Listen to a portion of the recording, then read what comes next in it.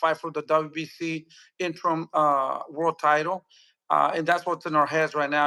I know he's doing a lot of changes and all that, and it's sometimes it's a little bit unknowing.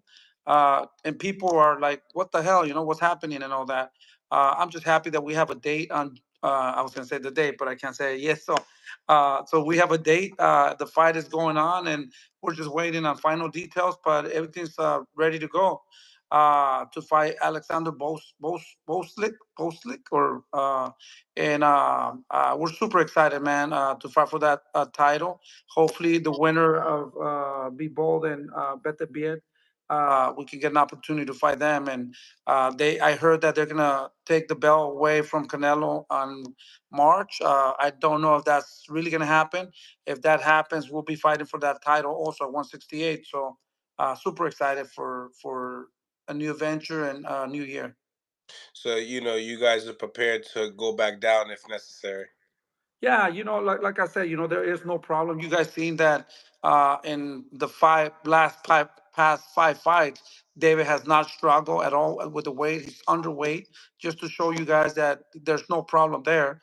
Um there's I mean, it's easy to make he's more disciplined, and he's more focused, and he learned about his body a lot more, and there's no problems at 168. But right now we just want to forget about 168 just for now, to see what happens. I hear that Canelo said that he didn't want to fight no Mexicans, and now he's fighting Munguia. At the end of the day, if it's not ducking, I don't know what it is. Help me understand. We've been mandatory for 2 years. Uh, the only complaint I hear is that he doesn't want to take the fight because the father talks a lot of shit. I don't think that's an excuse. As a matter of fact, we were negotiating before the fight with Boo Boo. We were negotiating with Mugia, and we were very close to closing a deal. And then they decided they didn't want to do it. We gave them everything they wanted. After the fight with Boo Boo, and after his fight, Mugia, with Ryder, they came back and said they wanted to fight. We started negotiations, and we gave them everything they wanted in order to make that fight.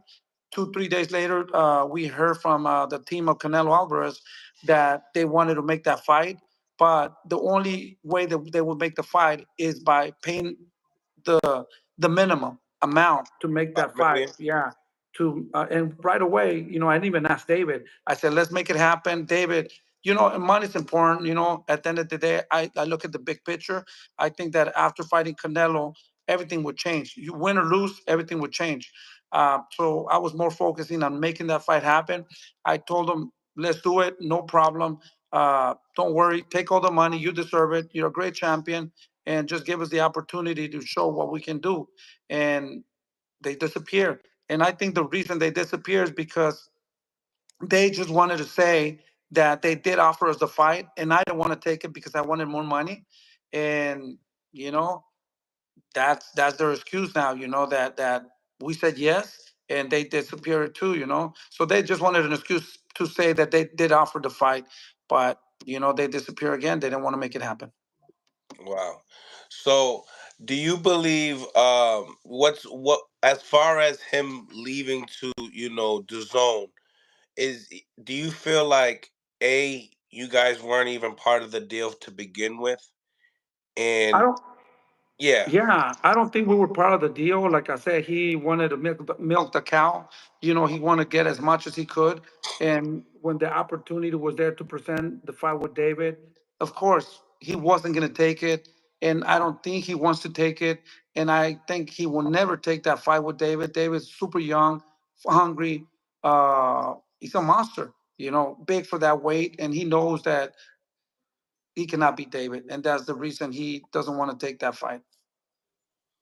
um as far as the budget is concerned, I guess they you guys offered him 55 million, and he spoke upon that nothing was guaranteed. I guess, like, do you feel like with the new Amazon Prime, is the budget there for I'll tell boxing? you, I'll tell you something. He's not going to get close to what he was going to get with David.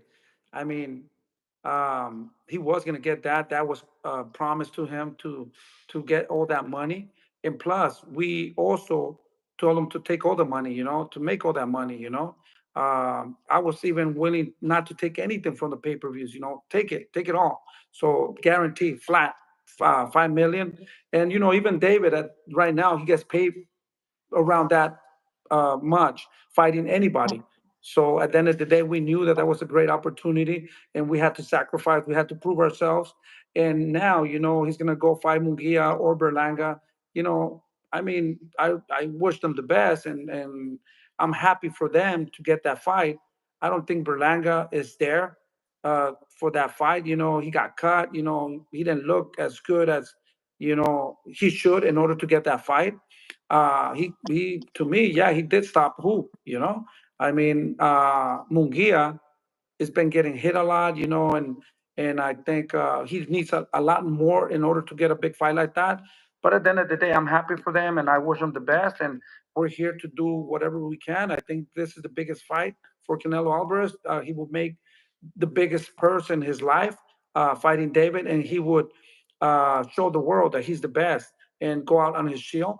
I believe that Canelo is not the same. I think Canelo uh, had a lot of wars and had a lot of training camps, and I think his body's worn, and I mean, I think he's done, and we've seen it in his past three fights.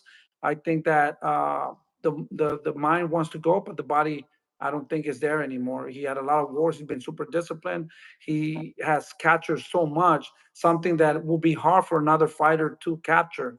My respect for all that, but at the end of the day, everything ends the same. We're going to be in the same position pretty soon, like in about when we're 32, 31. Hopefully not. But sometimes, the wars and the hard work wears you out. Eddie Hearn had a lot to say about it today in the press conference with Haney and Ryan, and he said that Canelo is one of those guys that will never duck anybody, especially not against Benavidez. Uh, You're telling me? yeah. Come on. Um, as far as your contract is concerned, and I know that PBC treats you guys good, but how long is that contract anyway? How many? You know what? I don't even want to think about how long is it. We're super thankful to Al Heyman. He has taken care of David. I'm willing to do another contract tomorrow with Al Heyman. He's been paying David very well. He's been treating him very well. Like I said, I'm so thankful for Al Heyman, for everything that he's done to him, for him and my family, actually, with Junior also.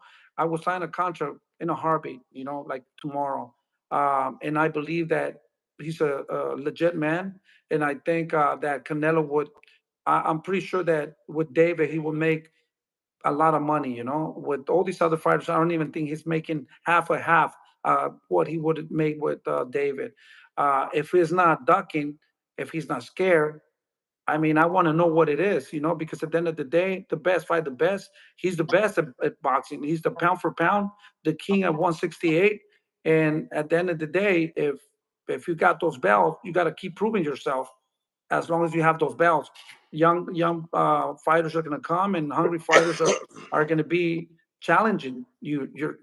So if it's not miedo, if it's not afraid, I would love to know what it is. If the money was not the problem, I don't know what to tell you. Do you feel like that 3 fight deal for PBC was possibly, Spence and the two Charlo brothers? Due to the fact that Spence, kind of went through a tough time with Crawford. So obviously the styles, obviously Canelo could probably see he could get to Spence. Maybe he can't get to Crawford. Do you think that was the 3 fight deal, and you guys were kind of like just left behind, and you guys You got know that what? I that offer was just to say you had just an offer? I think it was part of the deal in my mind. Maybe, hopefully, uh, give him two easy fights, kind of, and then fight David. Because it makes sense. It doesn't make sense. How are you going to pay all this money? And I mean, let's be honest here. He hasn't been selling. Ryan Garcia sells more than him. his numbers have been dropping very bad. And now him ducking David Benavidez, I mean, it's going to be worse. I see every post that I see of him, I just see ducks, ducks, ducks everywhere.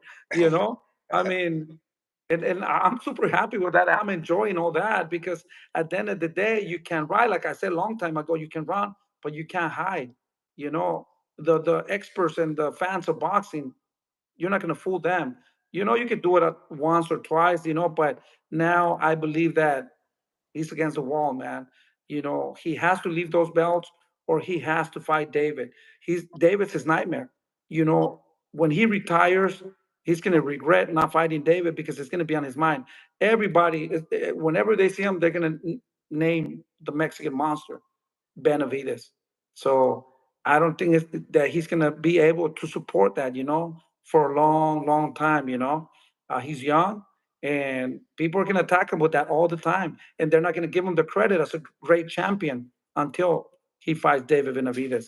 Maybe if he would have quit a year ago and said, hey, you know, I've done everything I could in boxing and, you know, I'm going to do exhibitions, he would have stayed great with the people. But all this circus now is just affecting his career to be as the greatest, you know, in Mexico. So right now I hear a lot of things, and you know, at the end of the day, I don't focus on him. We'll focus on our careers to make history, and we just want to fight the best. We want to fight Beterbiev or Bivol, the monsters of the division, you know. So we're trying to um, show our skills and see how far we can go with boxing.